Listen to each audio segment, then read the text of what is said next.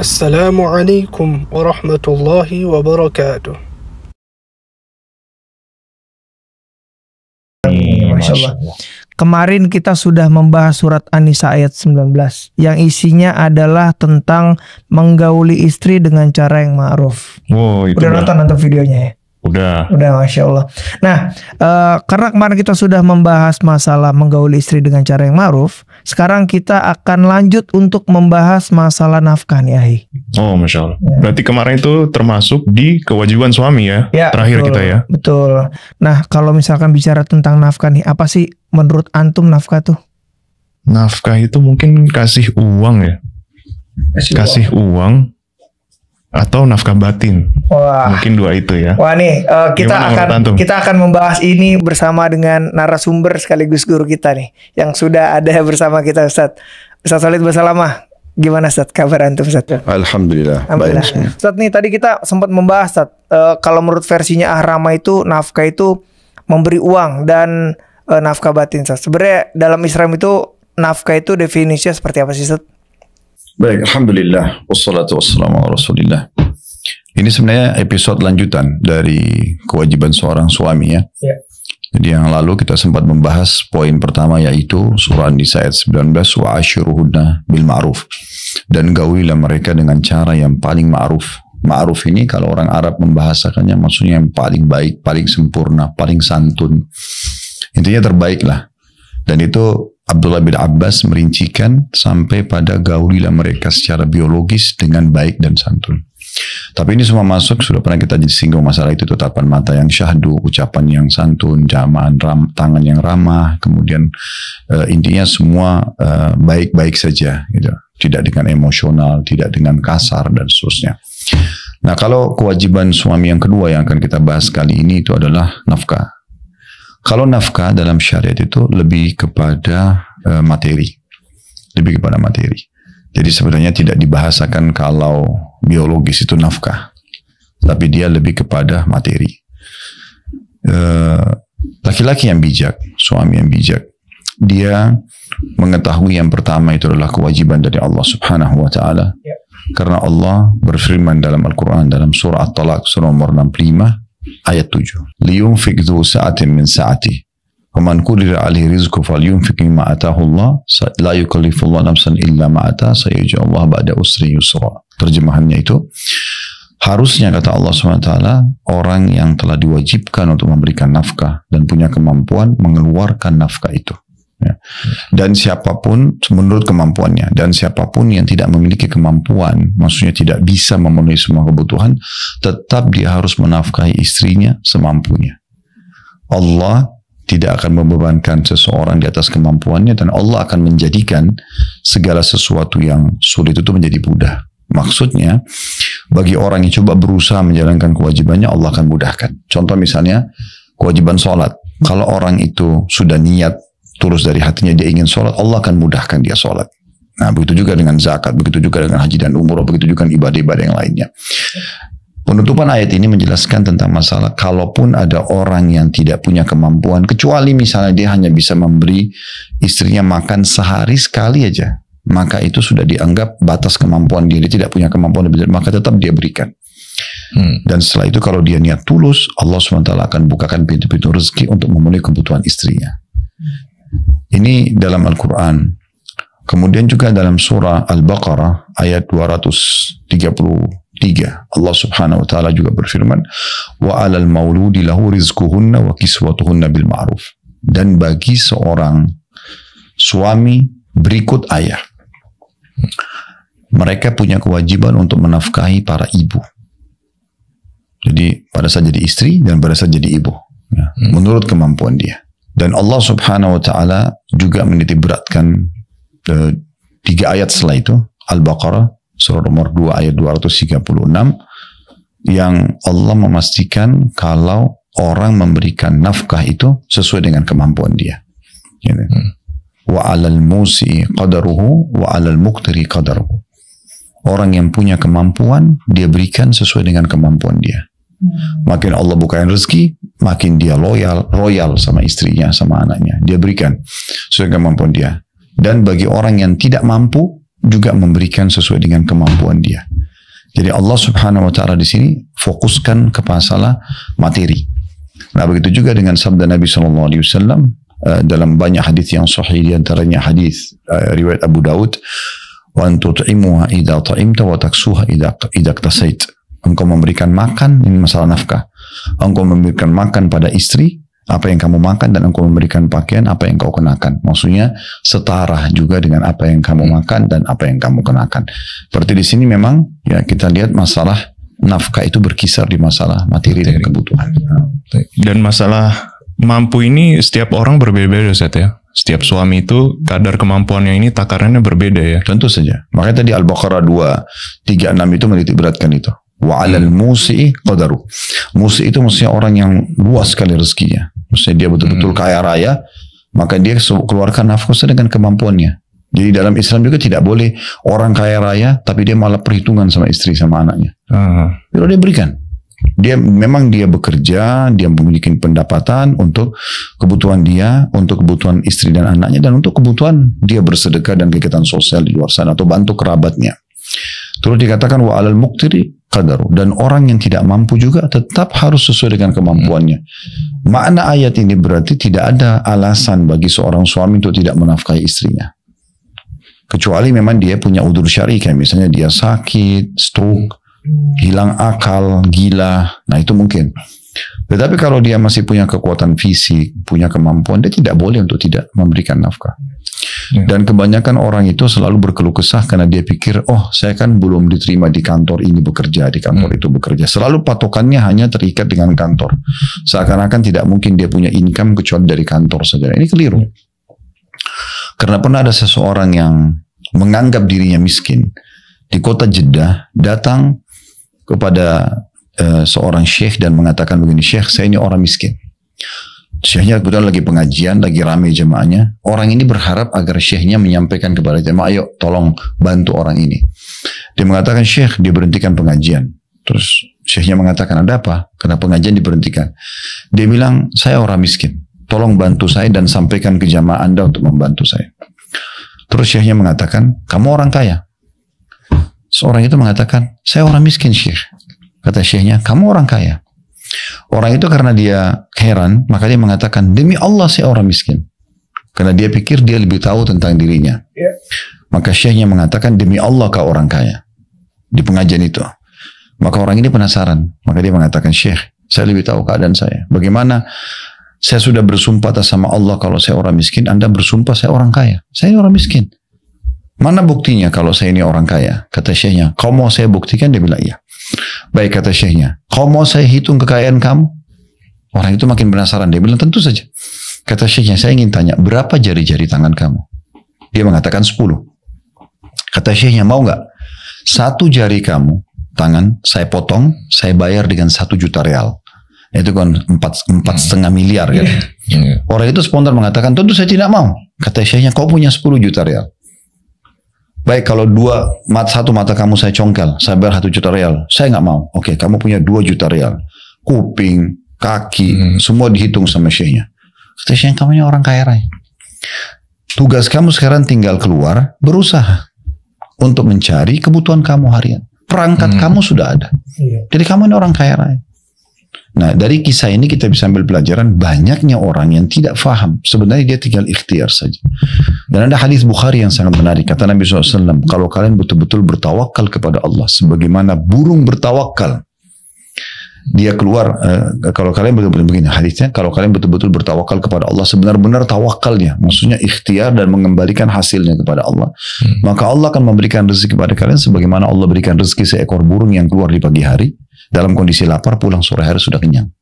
Jadi sebenarnya tidak ada urusannya masalah rezeki itu sebenarnya dengan titel, ya kan, titel akademik, apa misalnya dia punya pengalaman atau apa. Intinya dia mau nggak bekerja, Allah Subhanahu Wa Taala akan menilai itu. Karena rezeki sudah dijamin, Ustaz ya. Ya. Ustaz, tapi gini Ustaz, ini kan banyak sekali nih Ustaz, kasus-kasus itu apalagi melibatkan public figure ya. Dia itu banyak bercerai karena katanya nafkah dari suaminya kurang, Ustaz. Itu gimana, Ustaz? Ya, jadi nafkah itu kita perlu batasi dulu. Berkisar di 5 hal. Di makanan, di minuman, di pakaian, di tempat tinggal dan transportasi semampunya. Kalau makanan dan minuman serta pakaian itu masuk dalam sebuah hadis. Kata Nabi SAW dalam sebuah hadis, bahwa saja para wanita memiliki hak dari kalian, untuk para istri memiliki hak dari kalian, yaitu kalian memberikan makan, minum, dan juga pakaian semampu kalian. Kemudian kalau masalah tempat tinggal, itu yang Allah sebutkan dalam surah At-Talaq, surah nomor 65 ayat 6-nya, seingat saya, wa askinuhunna min haitsu sakantum min wujudikum. Tempat tinggalkan mereka para istri di tempat tinggal yang kalian tempat tinggal di semampu kalian. Ada perintah di situ. Sementara kendaraan sendiri adalah bagaimana Nabi SAW mencontohkan, beliau menyiapkan untuk para ummahatil mukminin, istri beliau itu transportasi di masa itu kan unta. Ya, itu banyak hadis yang menjelaskan kalau ummahatul mukminin itu punya transportasi. Dan itu juga terjadi kepada para sahabat memberikan transportasi buat istri mereka. Di masa sekarang juga tidak asing, kita juga mungkin punya transportasi untuk mengantar mereka selama kita punya kemampuan. Jadi kita batasi di situ. Nah, suami yang bijak, dia duduk. Dimulai dari makanan, minuman, sama pakaian misalnya. Dia duduk kira-kira kebutuhan 1 bulan berapa sih? Ya. Perincikan semua, tulis. Kalau saya pribadi gitu, saya tulis misalnya, oke, sabun, sampo, odol, apa saja, minyak goreng, semua dirincikan. Nah, misal ini contoh, angka ini contoh, bukan sebagai pegangan. Kalau misalnya keluarlah angka 5 juta rupiah atau 10 juta rupiah, oh ternyata ini kebutuhan rumah, kan? Makanan, minuman, pakaian. Contohnya, kita belum bicara transportasi sama rumah ya. Misalnya ini makanan minuman yang rutin setiap hari lah. Karena kalau transportasi belum mampu, dia masih bisa pakai kendaraan umum. Kalau rumah dia belum mampu beli, dia bisa kontrak atau kos-kosan dulu. Tapi makanan, minuman, pakaian ini nggak bisa, nggak mungkin minta orang lain atau pinjam punya orang lain kan gitu. Selama mereka punya kemampuan. Oleh karena itu dia paling bijak kalau menghitung tadi seperti itu.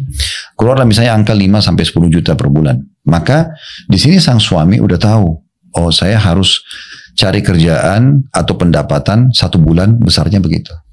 Nah kalau kita ambil angka 9 atau 10 juta, kalau kita supaya mudah dihitung misalnya anggaplah 9 juta, ya kebutuhan rumah misalnya ini 9 juta, angka ini cuma sebagai contoh. Berarti dibagi 30 hari, berarti per 10 harinya kan 3 juta. Ya, 3 juta. Dibagi lagi, karena kalau 3 juta kali 3, ya kan? Berarti 9 juta. 1 bulan 9 juta. Berarti per 10 hari 3 juta. 3 juta dibagi lagi 10 harinya. Berarti 300.000 per hari. Nah, di sini dia bisa tahu, oh saya harus cari income 300.000 per hari, 3 juta per pekan, per hari, dan 9 juta per bulan. Nah, contohnya. Itu contoh saja. Nah, di sini nanti sang suami jadi tahu, oh ternyata saya harus punya income sekian. Jadi dia lepas dari hisab hari kiamat, gitu kan. Dan dia di sini menghitung yang standar sekali. Maksudnya yang paling standar, yang kebutuhan standar sekali. Dia ini tidak bicara masalah lebih daripada itu, kayak misalnya uang jalan-jalan, uang untuk membantu keluarga istri, itu tidak masuk di sini. Ini yang kewajiban dia di rumah. Yang dasar ya. Yang dasar yang istrinya bisa makan. Dan ada orang, Masya Allah, gaji 2-3 juta per bulan cukup. Karena dia sudah duduk sama istrinya dan memang membahas itu secara rinci. Dan mereka sama-sama. Ya. Karena ini sesuai dengan kadar kemampuan. Kalau misalnya tadi saya bilang, ada suami cuma mampu membeli contoh makan 1 bungkus nasi uduk 1 hari. 5.000, 10.000 rupiah. Dia seorang buruh kasar, dia tidak punya pendapatan kecuali 10.000. Mungkin dia beli minuman air buat dia misalnya 1.000, 2.000 rupiah, sisanya 8.000 pakai makan misalnya. Dia hanya bisa beli 1 bungkus nasi uduk dengan tempe sama sedikit apa yang lainnya, sambal atau apa gitu. Cuma itu saja. Kemudian dia makan 1 bungkus berdua sama istrinya. Itu kemampuan dia. Asal dia jujur, Allah SWT tidak akan hisab dia. Ya. Jadi dia bisa seperti itu cara pembagian nafkahnya. Jadi dia rincikan, itu jauh lebih baik. Dan poin penting juga, seorang suami punya kewajiban memberikan nafkah itu harian, bukan bulanan. Ya, jadi kalau misalnya dia memberikan 1 bulan dari awal bulan untuk 1 bulan ke depan, itu satu kebaikan yang luar biasa. Karena kalau sang suami meninggal di pertengahan bulan, misalnya tanggal 1 Januari sampai 31 Januari. Dia udah kasih nih 1 Januari, dia udah kasih terima gaji, dia kasih istrinya kebutuhan misalnya 5 juta, 6 juta per bulan, dikasih uang. Ternyata di pertengahan bulan Januari suami meninggal. Berarti kan ada 2 pekan ke depan yang bukan kewajiban dia sudah kasih. Iya. Karena sebenarnya harusnya per hari. Tapi memang sekarang karena kita umumnya di masa kita ini adalah penerimaan gaji bulanan, maka kita memberikan 1 bulan ke depan. Nah ini juga perlu difahami oleh para muslimah. Ini sebuah poin kebaikan dari sang suami kalau sudah memberikan 1 bulan ke depan. Nah kalau nafkah dasar yang sudah dikasih, selebihnya itu tambahan sunnah saja. Kayak tambahan misalnya beli handphone, kemudian bantu keluarga, jalan-jalan, makan di luar rumah, di luar daripada makanan yang sudah kita sepakati misalnya. Nah itu tambahan. Itu kalau dilakukan maka sangat baik tentunya bagi para suami. Itu akan nilai pahala sendiri. Karena dalam hadis Bukhari, kata Nabi SAW, dinar yang kau infakkan untuk fakir miskin, untuk pembebasan budak, untuk jihad di jalan Allah, dan yang kau keluarkan untuk keluargamu jauh lebih besar pahalanya. Maksudnya ini menjadi motivasi sendiri kalau kita memberikan kepada mereka, menggembirakan dan memenuhi kebutuhan istri dan anak, itu adalah hal yang sangat baik. Mendahulukan keluarga ya Ustaz ya? Ya. Untuk hal sedekah itu tadi. Ya, tentu saja. Anda baru tahu loh tadi asannya memang kalau kasih nafkah itu per hari. Karena biasanya per bulan soalnya. Oh, bukan per tahun ya? Jadi bukan ahsannya, dasar hukumnya begitu. Oh, dasar hukumnya. Kalau ahsan antum bilang berarti yang lebih baiknya. Nah tapi tadi justru satu kebaikan atau perbuatan yang hasan yang baik kalau seorang suami kasih 1 bulan ke depan, sehingga kan dia aman. Sebab dia kalau meninggal di pertengahan bulan pun misalnya, maka seperti dia punya saldo kebaikan 2 pekan ke depan, karena itu bukan kewajiban lagi. Kewajiban seseorang memberikan nafkah untuk istri dan anak-anaknya itu semasa dia hidup. Kalau dia meninggal kan sudah gugur. Nah. Ustaz, gini Ustaz, kalau misalkan kita udah coba kasih nafkah nih, terus karena mungkin ada keterbatasan kita buat cari nafkah sehingga kurang terus, istri nggak ridho Ustaz, itu gimana Ustaz? Itu kurangnya kenapa? Kalau misalnya tadi, ini stepnya ya. Kalau kita sudah penuhi step tadi, sudah duduk sama istri, duduk ngobrol sama-sama, lalu kita bilang, ini ya pengeluaran bulanan kalau menurut catatan ini, itu 5 juta misalnya 1 bulan. Contoh saja, angka ini tadi baru katakan kan 9 juta, ini cuma angka saja. Misal 5 juta 1 bulan, dan kita sudah tahu nih, oke, saya akan start ya mencari ini mulai sekarang, misalnya dari hari pertama, karena kewajiban nafkah itu mulai selesai akad nikah. Nah mulai hari itu dia sudah mulai punya kewajiban untuk memberikan nafkah. Karena pada saat akad nikah, wali perempuan mengatakan saya nikahkan kamu sama anak perempuan saya Fulana binti Fulan dengan mas kawin ini, seakan-akan sang ayah mengatakan begini, ini anak perempuan saya dulu tinggal di rumah saya, makan dari hasil kerja saya, berobat dari hasil keringat saya lindungi, saya didik. Sekarang saya akan pindahkan kamu siapa? Kalau si laki-laki mengatakan saya terima nikahnya, berarti silakan pindah ke rumah saya akan tanggung semuanya. Berarti kan memang ini betul-betul kita harus tahu pertanggungjawaban itu ada gitu. Dan mungkin pertanyaan Aris yang tadi Ustaz ya, masalah tadi si istri itu komplain masalah nafkah Ustaz. Ini mungkin balik lagi ke pembahasan yang awal Ustaz ya, masalah si istri ini sebelum jadi istri, si perempuan ini harus melihat kondisi suaminya Ustaz ya. Karena nanti ketika menikah itu seorang istri itu udah tahu bahwa kesanggupan suaminya menafkahi perharinya sekian gitu. Iya, jadi maksudnya untuk menghindari konflik tadi Ustaz, setelah menikah, betul begitu Ustaz? Betul. Sebenarnya sih kalau orang tulus ya dalam rumah tangga, sang suami ini menikah karena sunnah Nabi SAW, perintah Allah dan Rasulnya, dan si istri juga begitu, harusnya tidak ada konflik.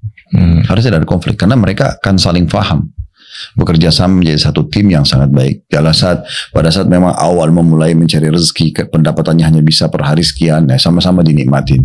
Tapi misal 1 tahun lagi, 2 tahun lagi, 5 tahun lagi, keadaan ekonomi membaik, maka kemudian sama-sama lagi ditingkatkan, gitu.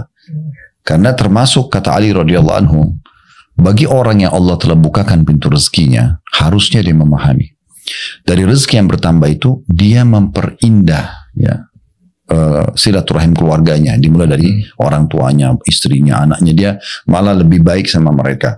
Kemudian juga peduli terhadap fakir miskin, anak orang-orang ibnu sabil terputus jalan, para mujahidin jalan Allah. Kemudian pokoknya dia kegiatan-kegiatan sosial. Nah, kemudian Ali mengatakan juga, dan dia harus tahu dan sabar, di harta itu akan ada ujiannya. Kayak misalnya ditipu orang, dia bisnis bangkrut, itu akan ada. Karena dengan itu semua, dia malah meningkatkan level pemberiannya kepada orang-orang yang wajib dia berikan, atau dia berbagi pada orang lain. Dan dia bersabar dengan ujian, dia akan mendapatkan kemuliaan dunia dan kemuliaan akhirat. Masya Allah. Dan rezeki yang kita terima itu ada hak orang lain, Ustaz ya? Ya, itu perlu difahami. Jadi, kalaupun kita diberikan oleh Allah SWT, pastikan di situ juga ada hak orang lain. Nah, dengan kita memahami itu, akhirnya kita tidak tamak, tidak mau rakus menghabiskan sendiri, dan akhirnya jiwa sosial dan kedermawanan akan muncul berbagi dengan orang lain. Dan justru dengan itu kata kuncinya akan ditambah oleh Allah. Masya Allah.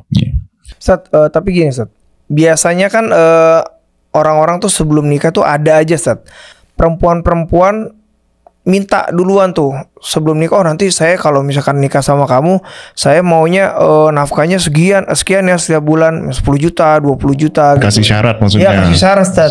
Dan kadang-kadang tuh ada aja laki-laki yang yaudah oke, gitu saya terima akadnya nih. Tapi pas ketika sudah menikah nggak terjadi Ustaz, akadnya berubah. Itu gimana Ustaz hukumnya Ustaz?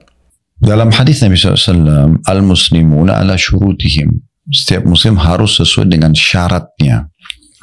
Jadi kalau kita sudah sepakat nih, baik laki-laki sama laki-laki dalam transaksi jual beli atau bisnis, atau si laki-laki sama istrinya atau calon istrinya, ya. Kemudian dia mengiyakan, maka syarat itu. Syarat. Makanya sosok yang bijaksana dan dewasa serta hatinya dipenuhi dengan keimanan, dia jujur. Oh, saya nggak mampu, saya nggak bisa. Bukan hanya sekedar karena ingin menikahi wanita ini kemudian dia mengatakan oh ya nanti. Enggak. Ya, dia harus bilang memang saya nggak punya kemampuan. Income saya pada saat ini sekian. Kalau nanti misalnya Allah Subhanahu wa Ta'ala membukakan saya pintu rezeki, saya akan naikkan lagi. Nah seperti itu dari awal kesepakatan. Itu poin dulu. Tapi poin yang lain, seorang laki-laki juga harus lebih jeli melihat. Kalau ada sudah wanita seperti ini permintaannya, ini belum menikah aja sudah tuntutannya besar, ya kan? Ya sebaiknya jangan melangkah, karena nanti akan ada beban-beban, gitu kan? Yang akan beban-beban yang sebenarnya mungkin itu di atas kapasitas dia. Betul. Beda kasusnya kalau misalnya seseorang itu mampu. Ini kita pisahin beda kasus ya. Seorang wanita ini memang dasarnya hidup dari keluarga kaya dari awal. Ayahnya memberikan dia 10 juta tiap bulan misalnya. Sekarang dia mau nikah sama laki-laki ini juga memang orang punya kemampuan. Dan perempuan ini dia merasa setelah dia hitung karena sudah terbiasa sekian belas tahun hidup sama orang tuanya memang begitu pemenuhan kebutuhannya, maka dia memberikan syarat tapi dengan cara yang santun. Dia mengatakan misalnya saya biasa dikasih oleh ayah saya sekian, atau ayahnya mengatakan saya biasa memberikan anak saya bulanan sekian, saya berharap nanti pada saat pindah ke rumah kamu jangan dikurangin, gitu kan. Kalau dilebihkan tidak ada masalah. Dan si laki-laki ini punya kemampuan dan dia tahu dia bisa, dia mengatakan baik saya siap. Oke, itu bagus, itu idealnya kan. Tapi jangan sampai nanti ada seorang laki-laki, kasus yang tadi sebelumnya, dia nggak punya kemampuan, tapi karena dia suka, karena kecantikan perempuan ini atau karena kedudukannya, lalu dia mengatakan, oke, saya akan kasih, padahal dia bohong misalnya, dia nggak bisa. Nah ini kasus yang berbeda nih. Nah kalau kasus pertama, dia hanya berbohong si laki-laki ini, yang penting dia nikah dulu lah, gitu kan. Bahkan kadang-kadang sering kali pernah saya temukan ada kasus begitu, untuk menunjukkan kebetulan wanita ini karena orang kaya, dan itu kebetulan punya hubungan kerabat dengan kami. Si laki-laki ini datang meminjam mobil temannya yang sangat mewah. Sehingga mungkin pihak orang keluarga perempuan ini melihat, oh ini orang mampu. Seolah-olah terlihat kaya. Iya, padahal itu mobil pinjaman. Datang dalam mobil Mercy, mobil Alphard, mobil apa. Jadi pihak perempuan lebih percaya dan oh berarti ini orang bisa memberikan nafkah gitu kan. Padahal setelah nikah orang itu cuma naik motor biasa. Dan sering terjadi clash dalam rumah tangga setelah itu sampai bercerai. Nah ini berarti kan kasusnya terjadi kesalahan si laki-laki. Dan apa tujuannya, apa manfaatnya dia pada saat sudah menikah, dia dapat wanita yang dia sukai tapi bercerai juga ujung-ujungnya. Kan lebih baik dari awal sebelum terjadi interaksi biologi, sebelum muncul kasih sayang dan cinta, udah jangan melangkah. Itu orang kalau bijaksana kan gitu. Nah itu kalau kasus yang pertama. Jadi dia kalau dia mengiyakan dia harus penuhi, kalau tidak dia berdosa. Karena orang muslim sesuai dengan syaratnya. Nah beda dengan kasus yang kedua. Si laki-laki mampu, perempuan memberikan syarat dan dia sudah mengiyakan. Tapi setelah berjalan rumah tangga dia tidak mau menjalankan padahal dia mampu. Ini juga berdosa juga si laki-laki ini. Ya. Dia harus penuhi itu. Ya.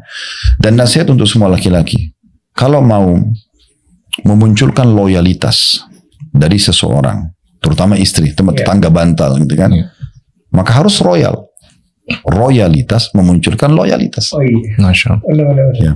Dan ini semua melanggengkan hubungan suami istri, orang tua sama anak, sahabat dengan sahabat, pemimpin sama bawahan, bawahan sama atasan. Ini royalitas ini penting. Kalau bahasa agama kita sedekah. Nah, berbagi itu luar biasa. Sering memberi itu akan bisa membeli hati orang lain, memunculkan loyalitas dia. Nah, seperti itulah. Jadi kalau ada suami justru yang selalu perhitungan dengan istrinya, dia mampu tapi dia nggak mau kasih misalnya, kayak ini hanya akan merusak ya hubungan baik dan keharmonisan. Setelah itu dia mau menggauli istrinya, dia mau banyak tuntutan untuk perawatan rumah, anak. Berarti dia sendiri juga tidak memberikan sesuatu yang bisa memuaskan mereka. Tidak membeli istrinya saja. Ya tanda kutip maksudnya. Dia harus membeli. Persahabatan pun sama. Iya. Seorang sahabat sama sahabatnya, laki-laki sama laki-laki misalnya dia bersahabat karena Allah SWT. Itu akan sangat langgeng dengan loyalitas itu. Makanya waktu Abu Hurairah ditanya oleh seorang sahabat yang lain, saya mencintai Anda karena Allah. Ini terjadi pada sahabat yang lain juga namanya Abdullah bin Mas'ud radhiyallahu anhu. Ada orang datang mengatakan saya mencintai Anda karena Allah, saya ingin menjadi sahabat Anda. Pertanyaan dua sahabat ini sama, walaupun beda kasus. Apakah kau bersedia kantongmu jadi kantongku dan kantongku jadi kantongmu? Mulai sekarang persahabatan ini oke jalan, tapi ingat hartamu hartaku, hartaku hartamu. Siap gak untuk itu? Itu nomor satu tuh ujiannya. Maka orang itu mengatakan saya belum bisa. Kata beliau, silakan cari orang lain kalau begitu. Keduanya memberikan jawaban yang sama, Abu Hurairah dan Abdullah bin Mas'ud. Tapi beda kasus, beda orang. Tapi mereka berdua jawabannya sama, pertanyaan sama, jawabannya sama. Kalau gitu silakan cari orang lain. Karena tidak mungkin persahabatan langgeng dengan orang yang pelit. Dia selalu hanya mau ditraktir, dia selalu hanya mau diberikan hadiah, tapi nggak pernah berbalas dengan temannya. Bagaimana muncul loyalitas di situ? Nah, seperti itulah. Dan ada juga kasus Ustaz ya, mungkin si suami ini lebih dalam tanda kutip tadi membeli teman-temannya Ustaz dibanding keluarganya gitu loh. Kok sama keluarga lebih pelit dibanding teman-temannya gitu. Nah itu, ini satu kekonyolan. Iya. Ini itu terjadi Ustaz. Itu perlu dibahas. Itu perlu dibahas dari dua sisi. Sisi yang lain masalah royalitas. Dia memberikan royal sama teman-temannya, traktir, ajak makan segala macam. Sementara istrinya sendiri bagi dia sudahlah cukup dengan uang di rumah. Sebenarnya kewajiban sudah gugur ya. Tetapi antara pertemuan mau traktir teman sama menambah nafkah atau mau traktir istri, ini lebih besar pahalanya istri daripada teman-temannya. Ya kan? Ini melayani biologis dia, ini tidak. Ini bisa melahirkan anak dia, ini tidak. Ini mengurus anak, ini tidak. Ini menjaga rumahnya, ini tidak. Kan terlalu jauh sekali. Satu sisi yang lain juga, kadang-kadang ada anak-anak muda, apalagi kalau mereka masih baru nikah atau masih muda, mungkin teman-teman sudah ada yang bujang, ya, kemudian memanas-manasi pada saat mau pulang. Oh, ini kalau pulang baru takut sama istrinya nih, gitu-gitu. Udah pulang. Akhirnya dia takut, dia tidak takut dibilang nanti tunduk sama istri, lalu dia tidak mau pulang. Istrinya sudah dandan, sudah nunggu dia, udah masak, anak-anaknya tunggu sampai mereka ketiduran. Ini kekonyolan semua. Dia harus bisa gentle mengatakan, oh iya, karena istri saya punya hak. Saya sudah duduk sama kalian cukup. Karena tidak duduk sama temannya pun seharian tidak ada masalah. Tapi kalau istrinya wajib dia bersama istrinya. Apalagi malam hari ada hak mabit, menginap kan. Nah itu tidak bisa dia bengkalikan.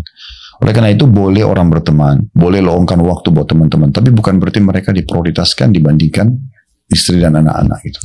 Kalau sama temen, ada 50.000 nggak kasih enteng. Kalau sama istri, duit gue mana 10.000 di sini. Nguncak ngomel-ngomel sama istrinya gara-gara hilang. Nah, tapi gini Sat, kalau misalkan dalam sebuah rumah tangga Sat, boleh nggak sih Sat, si istri ini membebaskan si suami dari kewajiban untuk nafkah Sat? Nah itu boleh. Itu bab tanazul tentang nafkah, maksudnya melepaskan hak nafkah dia. Misalnya dia wanita mampu dan dia memang siap menikah dengan seorang laki-laki yang dia anggap mungkin kurang mampu dan dia tahu tidak bisa menafkahi dia. Dia rasa juga dia sudah tercukupi. Bahkan ada sebagian wanita, Masya Allah, dia yang suka memberikan ke suaminya, gitu kan. Itu terjadi pada Abdullah bin Mas'ud tadi, sahabat Nabi. Beliau punya istri namanya Zainab. Zainab ini dalam sebuah riwayat yang sahih pernah mengeluarkan hartanya karena dia kaya raya, dia ingin keluarkan sedekah. Lalu dia tanya suaminya, ini saya ingin sedekah. Kalau bisa hukumnya saya memberikan kepada Anda sebagai suami, saya akan berikan kepada Anda. Untuk apa orang lain? Tapi kalau nggak bisa, saya akan kasih ke orang lain. Tolong tanyakan kepada Rasulullah SAW. Maka Abdullah bin Mas'ud mengatakan, karena dia tahu ini masalah harga diri dia mengatakan, jangan saya yang bertanya. Engkau yang pergi bertanya, engkau punya hajat. Jadi seakan-akan beliau ini mengatakan, kalau saya yang tanya, nanti seakan-akan saya nanti difaham mau ambil uang istri saya gitu. Tapi tidak secara langsung, beliau cuma mengatakan, bijaknya engkau yang bertanya. Maka Zainab pun pergi ke rumah Nabi SAW dalam riwayat ini. Uniknya kejadian dengan hikmah Allah Subhanahu Wa Taala itu yang ada di situ di depan pintu rumah Nabi, seorang wanita dari Ansar namanya Zainab juga, kasusnya sama juga. Namanya sama, kasusnya sama. Jadi dia orang kaya, suaminya orang miskin, dia ingin bersedekah buat suaminya, ingin tanya hukumnya boleh nggak? Maka Bilal menemui kedua wanita ini lalu melapor kepada Nabi SAW, mengatakan, ya Rasulullah, ada Zainab di depan pintu. Kata Nabi SAW, Zainab yang mana? Kata Bilal, Zainab istrinya Abdullah bin Mas'ud dan Zainab dari wanita Ansar. Apa yang mereka tanyakan? Kata Bilal, mereka menanyakan boleh nggak mereka memberikan harta mereka kepada suami mereka dalam bentuk sedekah. Maka kata Nabi SAW, sampaikan kepada keduanya, kalau mereka lakukan itu, mereka akan mendapatkan pahala sedekah dan silaturahimnya. Jadi bolehkan. Jadi seorang istri, kalau dia punya kemampuan dan dia menganggap suaminya, dia tidak mau bebankan suaminya, dia hanya butuh figur seorang suami mendampingi dia, memenuhi kebutuhan biologisnya, menjadi ayah anak-anaknya, karena dilihat laki-laki itu soleh dan layak, bijaksana, cuma memang secara ekonomi masih kurang, maka boleh saja. Dan tapi dia harus membahasakannya. Dia mengatakan, nafkah buat saya nggak usah dikasih.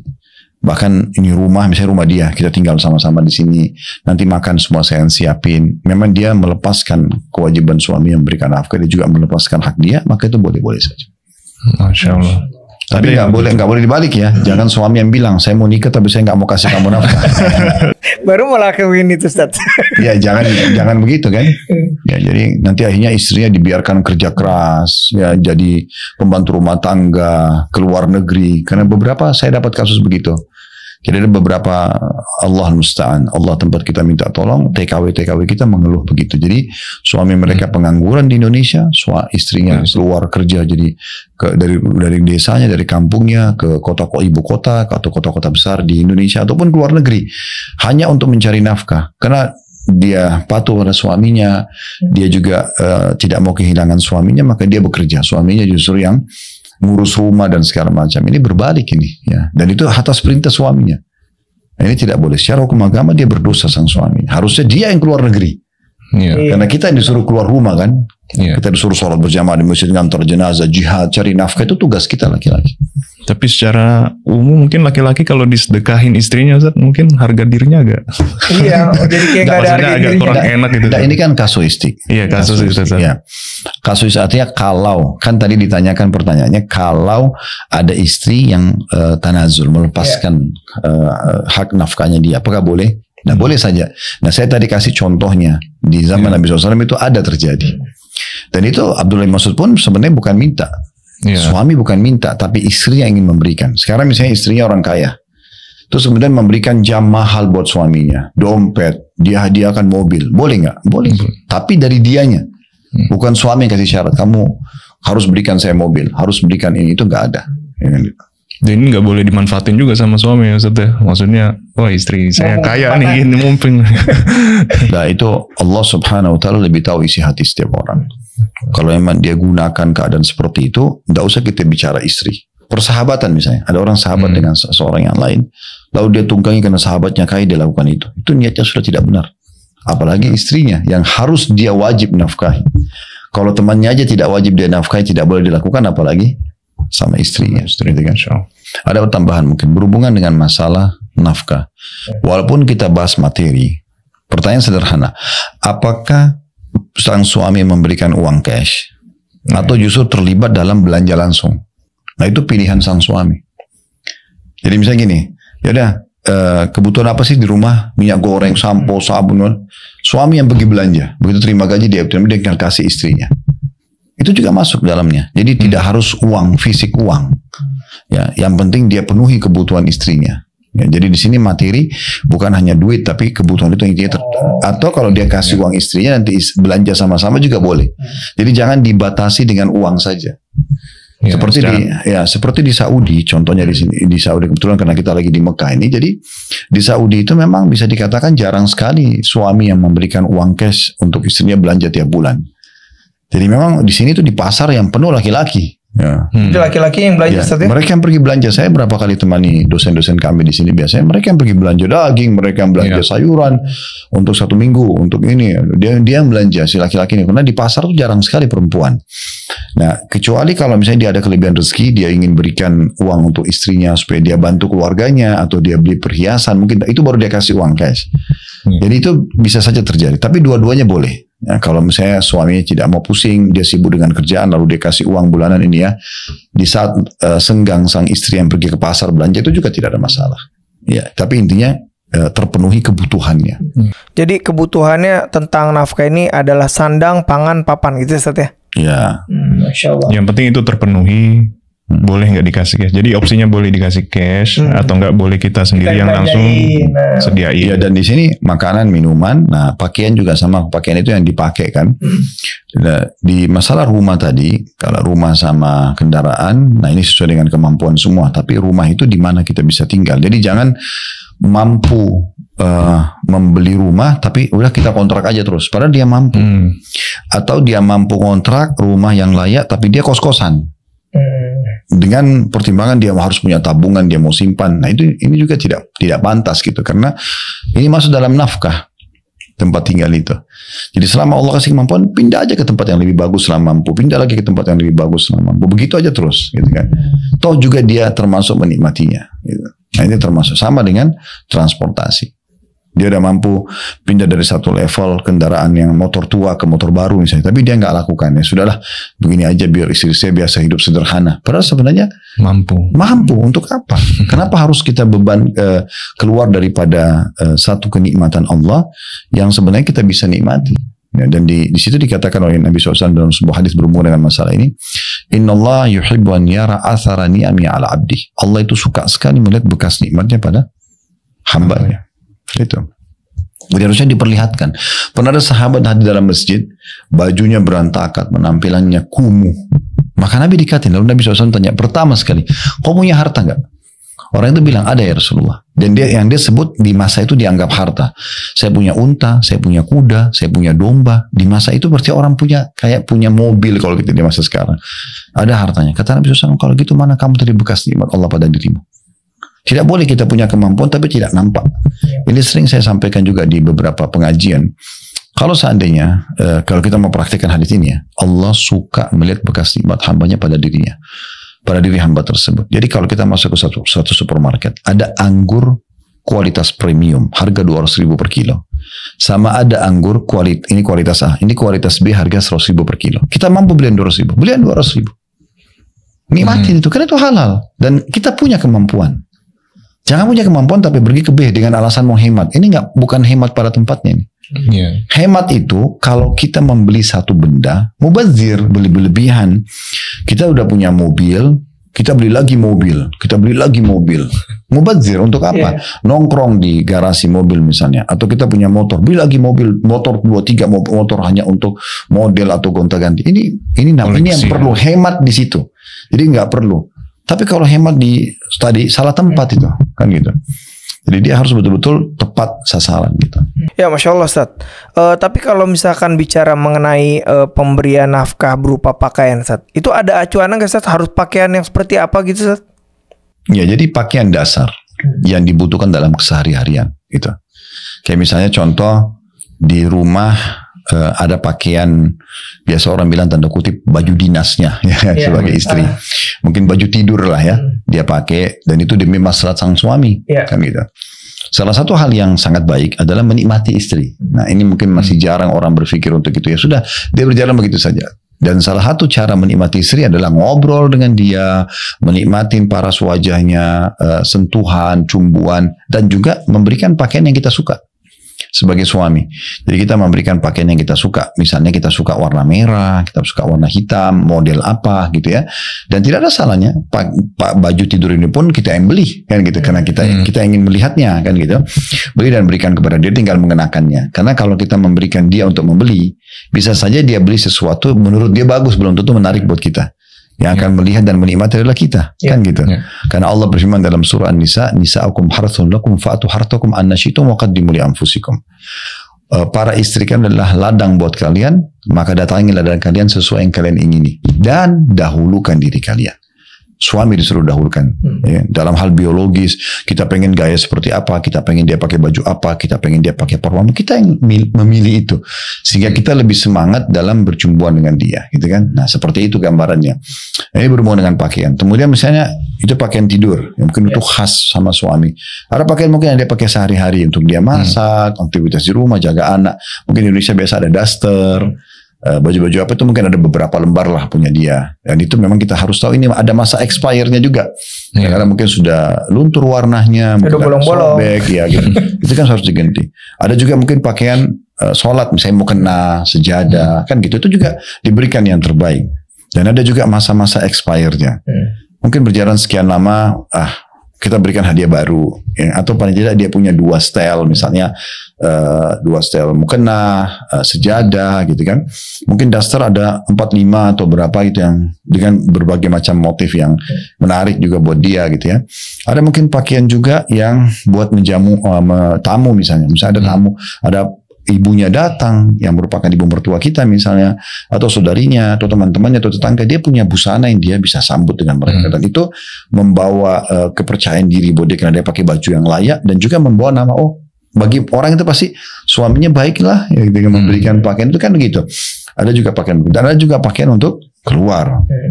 Ya, ini nanti tinggal kita akumulasi, hitung kira-kira seperti apa kebutuhannya. Ya, ini kita harus bijaksana gitu. Jangan baju yang satu ini, ya ini baju luar ini yang kamu pakai jamu tamu, yang kamu pakai masak di dapur ini ya, gitu kan. Jadi seperti itu kurang lebih gambarnya masalah pakaian.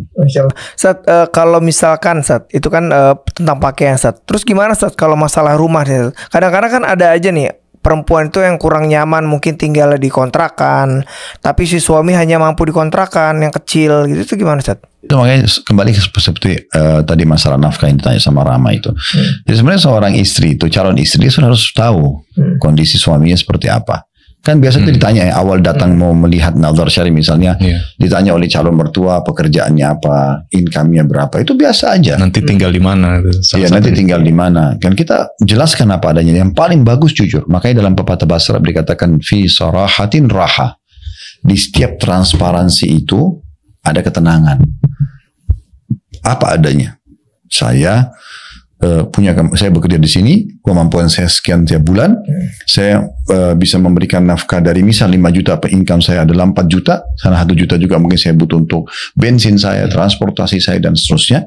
Kemudian mungkin saya sekarang bisa kos-kosan, nah ada kos-kosan yang saya sudah jadikan pertimbangan, sekarang saya tinggal di sini, kalau saya sudah nikah saya akan pindah ke sini, ini alamatnya, ini foto-fotonya misalnya sebagai bukti, atau saya akan coba pindah ke kontrakan yang seperti ini, sampai batas waktu Allah bukain saya rezeki, baru saya bisa beli rumah, nanti kami akan diskusikan kembali. Jadi apa adanya disampaikan.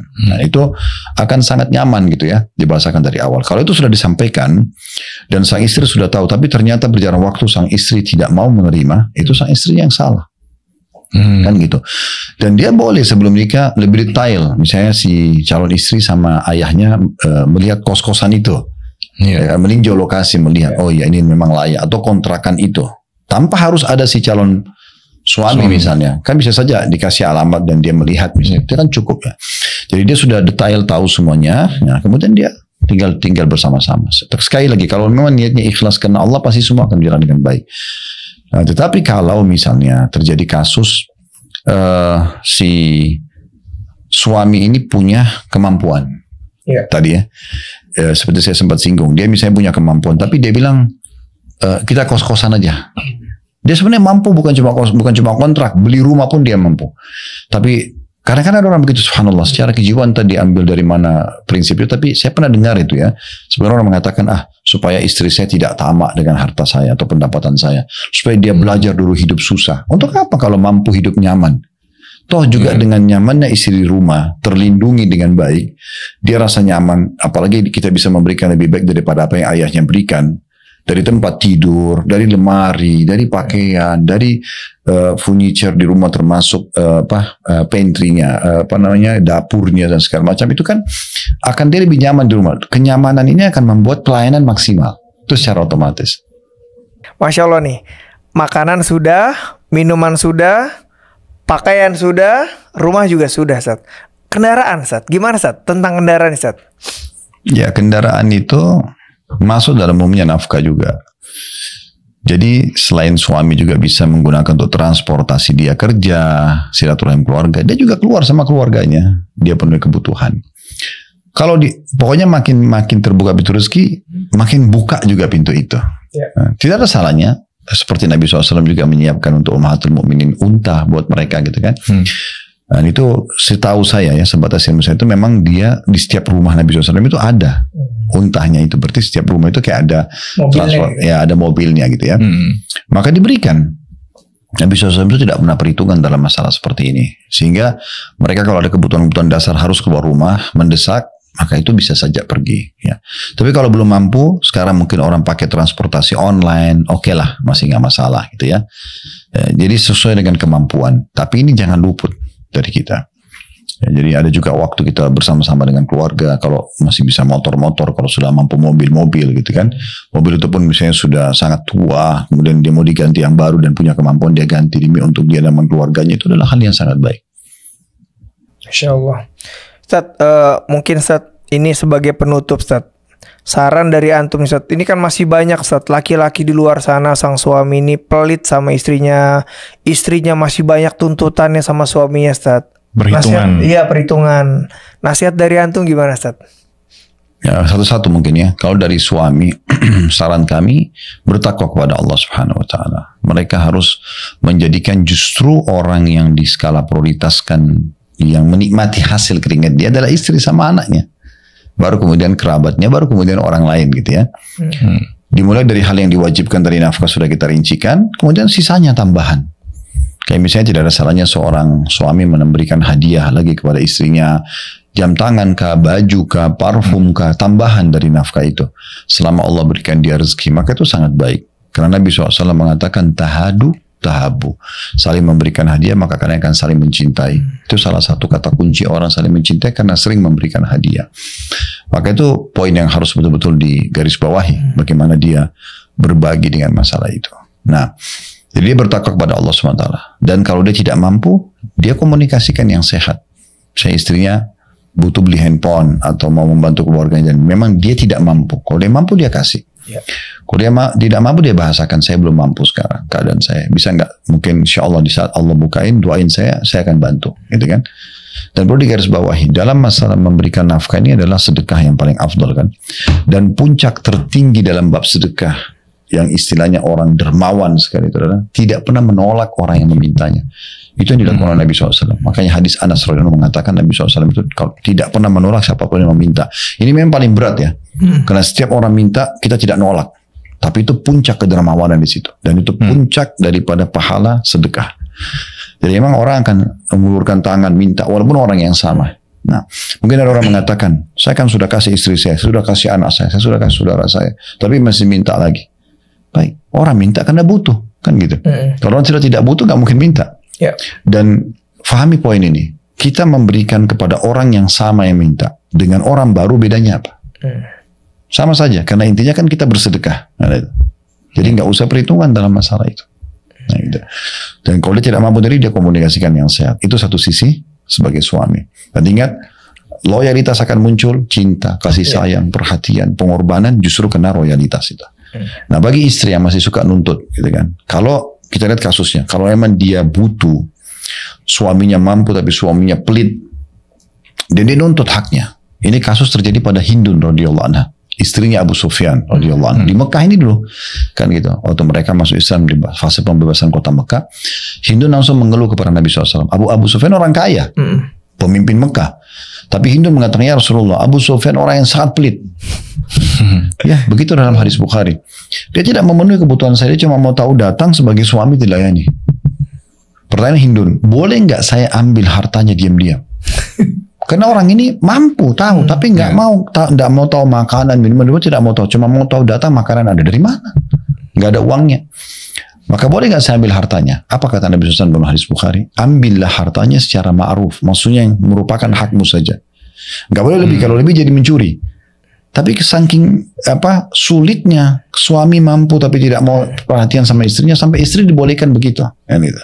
Ini juga jangan terlalu dilebarkan ya, sehingga dianggap seorang istri semua boleh mengambil, boleh mencuri uang dan mencuri. Nah, itu bukan. Tetapi ini di saat suaminya punya kemampuan dan betul-betul yang kewajiban dia tidak dijalankan. Nah itu kalau misalnya dia butuh dan memang betul-betul kebutuhan dasar dia dan suaminya mampu tapi tidak mau memberikan. Nah tapi kalau dia tuntut, sementara suaminya sudah baik, sudah memenuhi semua kebutuhan, tapi karena pergaulan dia dengan teman-temannya, teman-temannya terlalu glamor lah sana sini, terus dia tuntut suaminya sebagai, dia mau suaminya menjadi seperti suami temannya, maka ini tidak boleh. Ini haram hukumnya, gitu kan? Dia bebankan suaminya di atas kemampuan dan suami punya hak untuk menolaknya. Allahu a'lam. Masya